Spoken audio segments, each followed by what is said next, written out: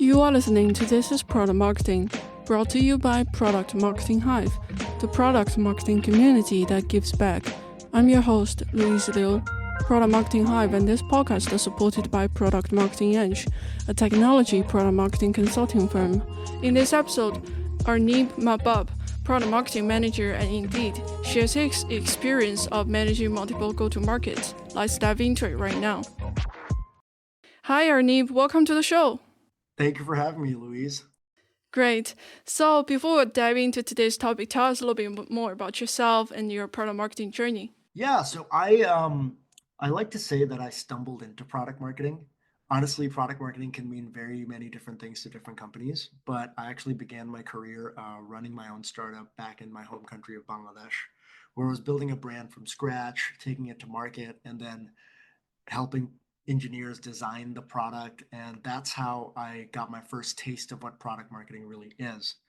Fast forward to now, I've been working at Indeed for the last couple of years, but before that, I worked at various different startups as a product marketing manager. And I really fell in love with the profession because it was just very strategic and creative and really leaned on finding things that resonate with the customer and how to position that in a way where they'll actually latch on to it. So that's been my journey in a nutshell. I've been a product marketer doing product marketing related activities for about 9+ years now, and it's been a good ride. That's great. So right now you are a product marketing manager at Indeed. Can you tell us a little bit more about your role and your responsibilities? Like you said, product marketing can mean different things depending on the context and the company. Yeah, for sure. So I think at bigger companies, product marketing is very much a strategic upstream marketing role. So some of my day to day, it really looks like liaising a lot with product managers and engineers and customer success folk and sales enablement folks and sales folks to really get an understanding of what sort of messaging and what sort of collateral do we need to present to our customers so they'll adopt our product. And at big companies, it tends to be a very upstream marketing function where you're liaising with all of these different stakeholders. And at the same time, you're responsible to create the messaging, design the go-to-market strategy, and then make sure your team, or not your team, but your stakeholders that you're in line with are executing based on that plan. So I think that's really what it looks like at big tech companies that are in B2B SaaS. At smaller companies, though, when I worked at previous smaller companies like Teamworks and 23.5, product marketing was not as well defined. You were sort of playing the strategic marketer, but also you're in charge of releasing the campaigns, ensuring that the downstream marketing metrics are accounted for. So I think it means different things, but sort of like the delineation that I've seen is that at bigger tech companies, it's more strategic. At smaller tech companies, it's more all-encompassing. So that's what I'd say product marketing means right now in the market. Our topic today is talking about your past experience of leading and participating in the multiple go-to-market initiatives. Before we dive further, in your opinion, what are the foundational or fundamental principles that you rely on to tackle these multiple go-to-market initiatives? I think now it depends on the size of how big your go-to-market is. But the main fundamental for any good product marketer is they have to be a good project manager. And that goes hand in hand when you're trying to manage multiple releases across multiple different stakeholders, maybe from different teams. So you have to be extremely organized in how you approach and how you communicate with all of your stakeholders. So I can give you an example where, recently, I was involved in launching two different feature releases for two different sets of products. And those features had different product managers, different sales folks, and different customer success managers that were handling it. So for me to do that in a very organized way, you can use many different tools. For example, I like to use Asana, but I also see a lot of good product managers and product marketing managers using just Google Sheets for this. And I've done the same. So it's very important to have all of your assets that you want to create tracked in one sheet. You need to have good frameworks, for example, RACI, to, and that stands for responsible, approver, consulted, informed. You need to have all of those point of contacts under each of those buckets to make sure whatever asset you're creating and delivering into the market goes through those checkpoints. In a big company, it's really important to get approval from all of your stakeholders. And in a small company, it's really important to get feedback from probably the biggest decision maker. So it's important to have those checks and balances as a product marketing manager to get everybody's feedback, really listen to what they have to say, integrate that feedback, and have a very rigorous process to make sure all of those checkpoints are achieved. So that's something that I would say is part and parcel of being a good product marketing manager, is to be extremely organized and a good project manager. The other thing I would say is that you need to be both customer led and product led, which means that you have to listen to what the engineers are saying in terms of, hey, like, this is the feature that we want to release, and this feature has XYZ sort of like benefits, and how do we integrate that into the messaging? That messaging part is very crucial because at that time you're incorporating feedback from both product folks and sales folks, and there has to be a healthy mix of what is working for each of those and putting that in. I think product marketers tend to be on one of two ends usually. They either think through a customer led lens or a product led lens, and depending on the industry and the company that you're in, it serves you better based on where you are. So for most companies, customer-led growth is crucial because if you can identify your customers' pain points, then it's easier to make something that addresses those pain points. So a lot of the times, especially at smaller companies, what ends up happening is that engineers and product managers, they tend to release things based on fragmented data. So as a product marketer, my job before that happens is to really talk to the customer, talk to the sales team, talk to customer success, and really get an understanding of what features are working, what messaging is working, and taking that and showing to product engineers that this is probably a better bet instead of something that you may be releasing. Sometimes there's alignment, like, oh, we're going to release this. This is what our data tell us, and that's what product wants to release. Fantastic. But sometimes there's a misalignment there. And then the customer-led data should provide clarity on how we can release a current feature or how we can release a different feature in a different way that matches those needs. Sometimes in certain industries, customer-led growth isn't the best. And I can give you an example where I have a product marketer friend who works in cybersecurity.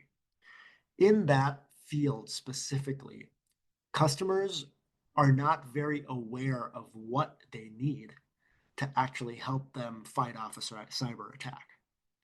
And in that instance, product-led growth is better because you're creating innovation and educating the customer on exactly what you need. So in a very technical field like that, it's almost impossible to grow with customer-led growth, because not impossible, but improbable to grow unless the product team is very savvy or the customer is very knowledgeable about cybersecurity, which it's still a growing nascent field. So product-led growth triumphs in that field more. So I think there's dependencies, and it depends on the context largely. But I believe that customer-led growth can solve a lot of product problems. But I've also seen many instances where product has a very thorough research process on defining user behavior. And in that case, you'd rather go with what the engineers and the product managers are saying because they're privy to how the product is being used, versus sales and customer success is more privy to how the product, the troubles of the pain points of using it, or the pain points of the customers themselves without necessarily them using the product. So it's a healthy balance. And as a product marketer, you kind of have to lean into a lot of the context to extract what the best use case is going to be. Once you've put that in, you go and really like get approval from everybody at the top of the chain. And then after the messaging is sort of approved, that's when you go into the crux of the go to market. So, every company has internal process and how they do that, which I can't really share at this moment. But in general, like that's how product marketing managers manage their workflow when they're releasing go to markets.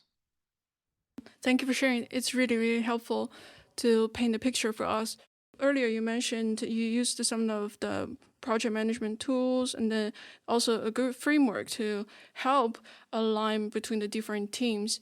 Any other helpful tips that you can share there as well? Yeah, so I think it's very important to have open lines of communication. Um, for example, it's really good to have, if you have a lot of stakeholders in one group or under one product, you should probably get them all into one giant email thread to keep them all informed of this is what's happening, this is what's going on. If there's a more smaller, tight knit group, then you can probably reach out to them individually because the needs can differ. So having open lines of communication really helps, creating like a lot of psychological safety for like people coming in and providing their input and making sure that they're heard is very important, especially in a bigger organization. And I think it's important as any good project manager to be on top of things, but also not be demanding or pushy about stuff because people have different timelines, different busy schedules, and it's about sort of like trying to align interests together. Um, that's what's worked for me in the past, and just being very, polite and nice has been good in terms of creating good, fostering strong communication. Let's say when you are managing the process of launching and releasing these multiple products, and what if when they have sort of competing timelines or as well as resources, how do you manage that? That's a great point. I think in the past, especially at the startup level, in my previous company, at Teamworks, it was very much a conversation based on revenue, right? So if there's something that's eating up my bandwidth, then I would go to my manager or go to somebody higher up saying, hey, like, is this a revenue driving product? What should I focus on? So revenue is the torchbearer for like a lot of big decisions. If it's a higher ticket product, then it's probably worth spending more time in making sure that that gets a little bit more time than something else that's less revenue driving. It also depends on the priorities of the company, right? Some companies want to prioritize innovation and growth in a new sector. And in that case, then the company priorities are different. But usually, most companies, revenue is a big sticking point as to what gets resources and bandwidth for the timeline. Yeah, that makes sense. What were the biggest challenge that you ran into, and then how did you overcome it? Can you tell us the story?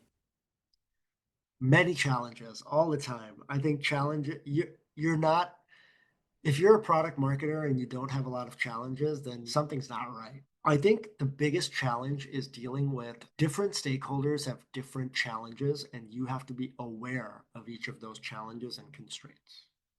I'll give you an example. This is a hypothetical example. If you see that customers want something and they want it immediately, and you go back to your engineering team and say, hey, like, can we release this soon? The answer could be a no, because they need 6 months of lead time to build this thing.